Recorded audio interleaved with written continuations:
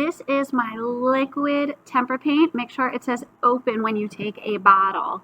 You are going to squeeze the teeniest, tiniest amount onto a plate. You do not need a lot.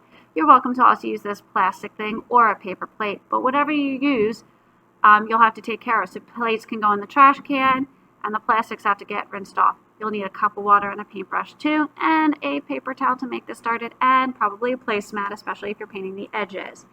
So when you take it, you take your paintbrush, you only take the edges of the brush, and you put it in. Don't dig your brush into the paint. If you use a lot of water, it makes it a little bit more see-through. If you use less water, it's more opaque, which means it's solid. You can't see through it. Do you see the difference there? See-through versus opaque? Translucent is the technical word. Wash your brush off when you change to different colors and dry it on a paper towel to make sure you get all the paint out.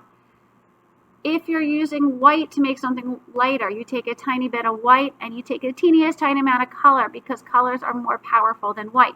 And that makes your color lighter. That's called a tint. When you go to switch to another color, you use a color and you put the teeniest tiny black in there, and that makes it darker. It makes it a shade. But black is very powerful, so I would add the black to your color.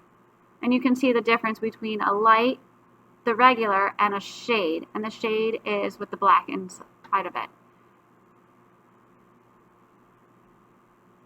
You can mix colors, but I do recommend doing it on your plate and not on your piece of paper, and it makes it really beautiful. If your color gets streaky, it probably means you do not have enough paint on your brush. You see all those streaks in there? It doesn't look so good. So make sure you have more paint on your brush when you go to do it. That's kind of your sign.